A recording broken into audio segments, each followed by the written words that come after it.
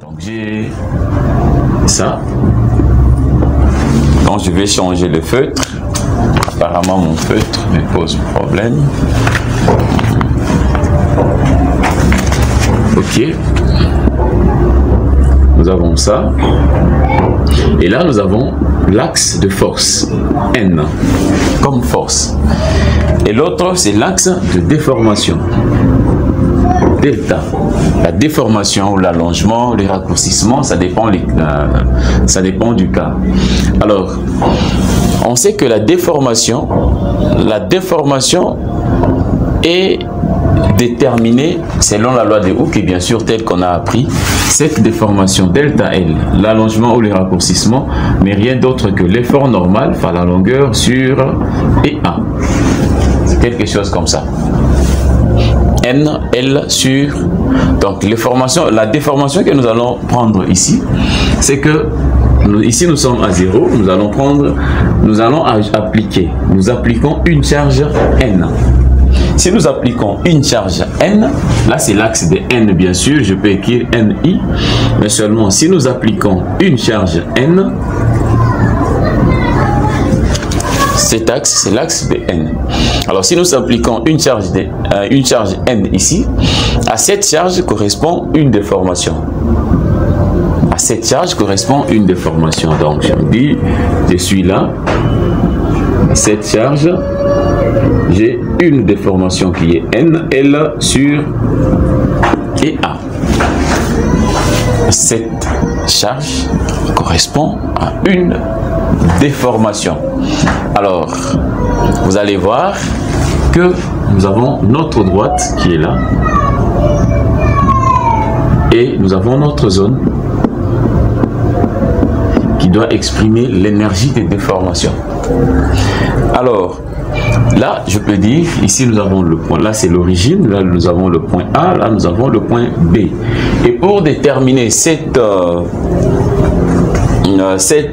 énergie de déformation, nous allons faire cette énergie de déformation oméga est définie par les triangles assurés.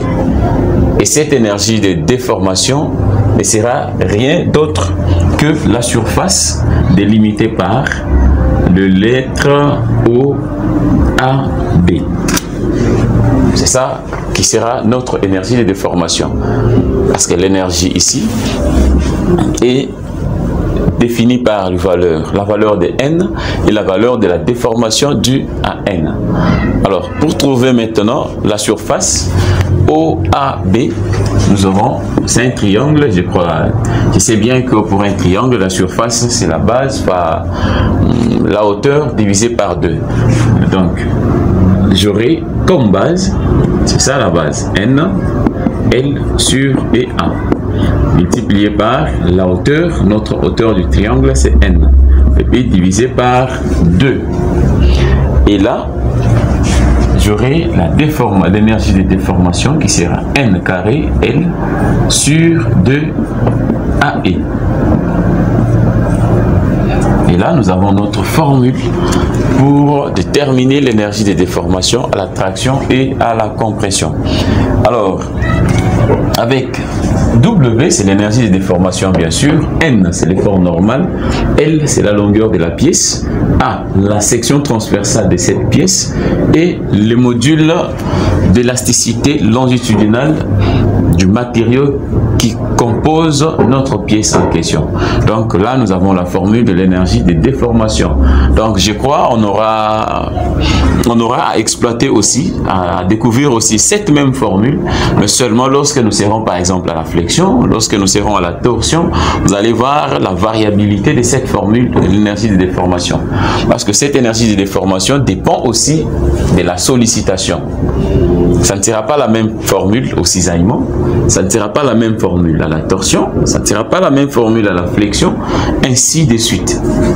Donc ici, nous avons déterminé notre énergie à la traction, mais seulement à la traction, à la compression, mais seulement pour exploiter cette formule, il nous faut un théorème.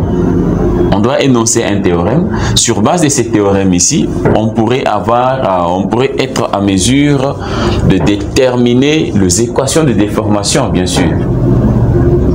Les équations de déformation, bien sûr. Alors, ces théorèmes, c'est les théorèmes de Castigliano. Les théorèmes de Castigliano, que dit ces théorèmes? Théorème de Castigliano. Donc, on va énoncer ces théorèmes. Théorème de Castigliano.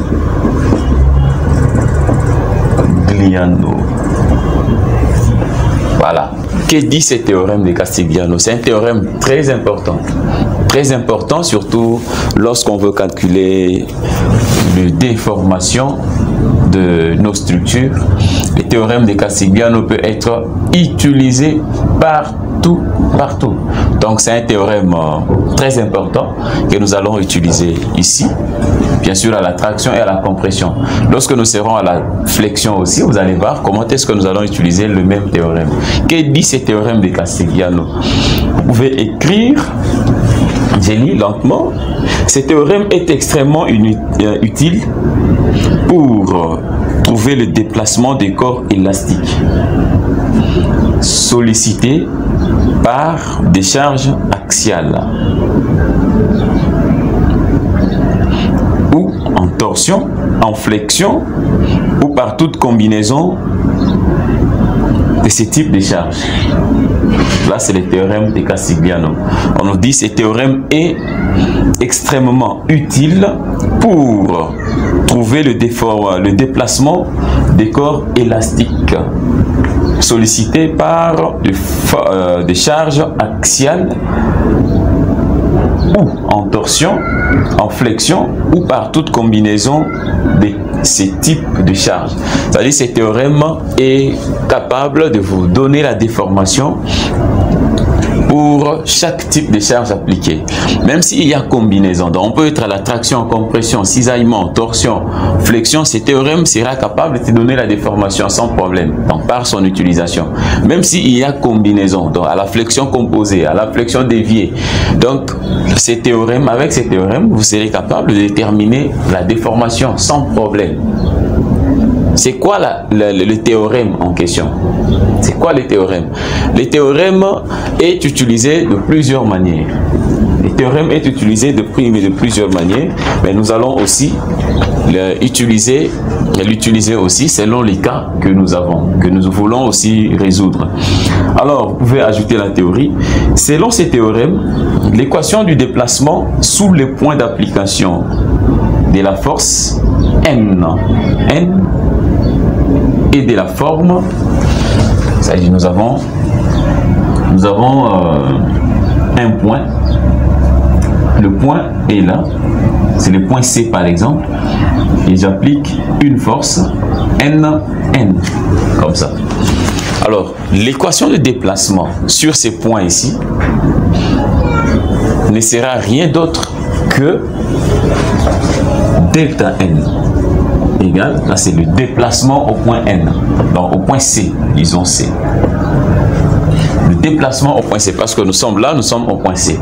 Et N aussi est appliqué, aussi au point C. Ben, il faut prendre ça comme ça. Donc si je prends delta au point C, N aussi est au point C. Quelque chose comme ça. Ceci ne sera rien d'autre que la dérivée partielle de l'énergie de déformation par rapport à la force qui est placée au point C.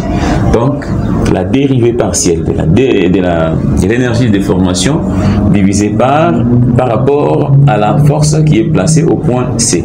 Là, nous avons le théorème de Castigliano. Donc, c'est ça même l'équation du déplacement et notre déformation.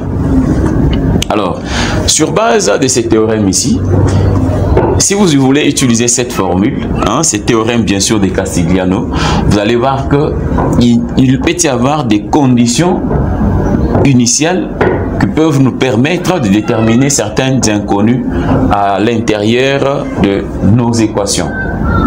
À l'intérieur de nos équations. Je crois que vous allez très bien comprendre ces théorèmes. C'est un théorème très important. Très important.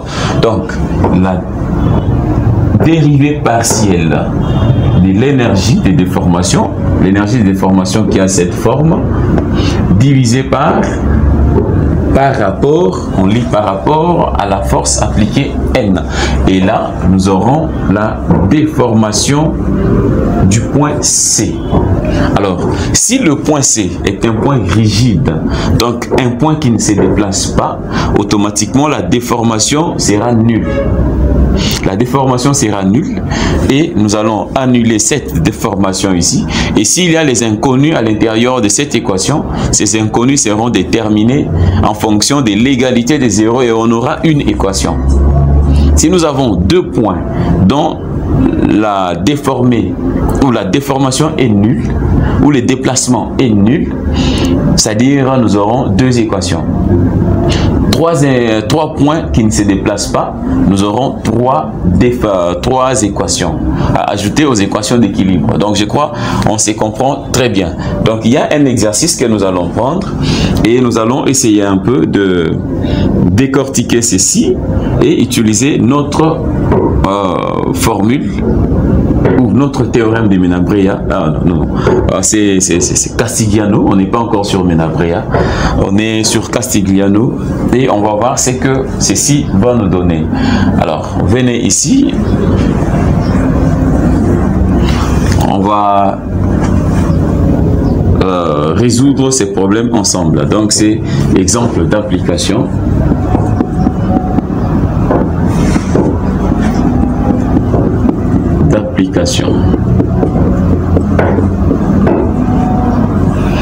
Voilà.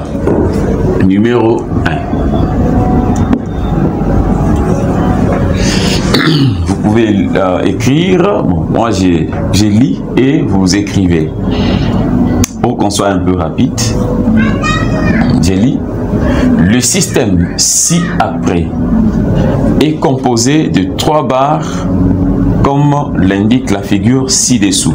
Donc je peux dessiner bien sûr cette figure.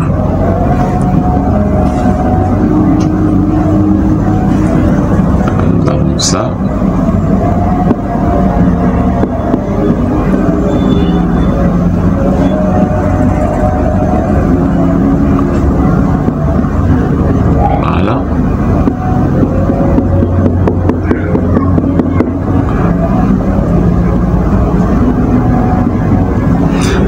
Nous avons une force P, nous avons l'angle là c'est alpha, nous avons aussi alpha, nous avons le point 0, là c'est le point 0, B, C, B. Et là c'est la première barre, la deuxième et la troisième barre. Alors, la première barre a comme section AC et les modules d'élasticité et C. A, cuivre et cuivre. A comme section transversale et comme module d'élasticité longitudinale. Ici encore, nous avons AC et C. À l'intérieur, nous avons A, S et S. C'est quelque chose comme ça. Nous avons aussi la longueur, cette longueur L. Je crois c'est bon. Alors, la figure est là. Cette figure est composée de 3 barres. Nous avons une barre ici, nous avons une barre là-bas et une autre barre. Alors, je vais lire, je lis maintenant. Vous pouvez écrire pour bien comprendre la figure. Alors, on nous dit, le système ci-après est composé de 3 barres, comme l'indique la figure ci-dessous. Point. Les 2 barres extrêmes sont en cuivre. Les 2 barres extrêmes, ça et ça, sont en cuivre. C'est là où on a écrit C comme cuivre. C comme cuivre. Sont en cuivre et la barre centrale en acier. Barre centrale en acier. AS et S. Et la barre centrale en acier, dont les caractéristiques de matériaux sont AC et EC pour le cuivre, AC et C pour le cuivre, et AS et S pour l'acier. Point. On continue à la ligne. Le système est sollicité en haut par une charge P verticale. Le système est sollicité en haut, le point O est là, par une charge P verticale. Virgule. Calculer les efforts dans le bar et en considérant que les bars sont composés de mêmes matériaux et mêmes sections. Virgule. Calculer les déplacements du point O dû à la charge P. Donc, si vous comprenez bien notre exercice, on nous demande de calculer les efforts dans le bar,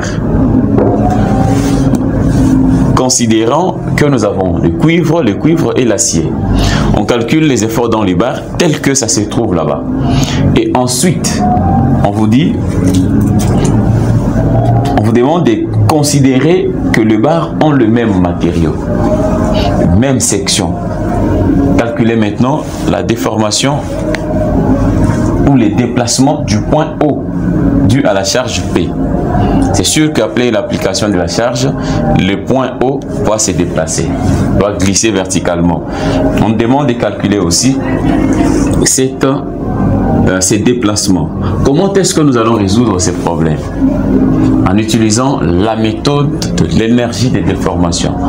Donc, je crois que c'est une méthode qu'on a choisie juste pour résoudre nos problèmes. Je répète bien qu'il y en a plusieurs. Il y a plusieurs méthodes que nous pouvons utiliser.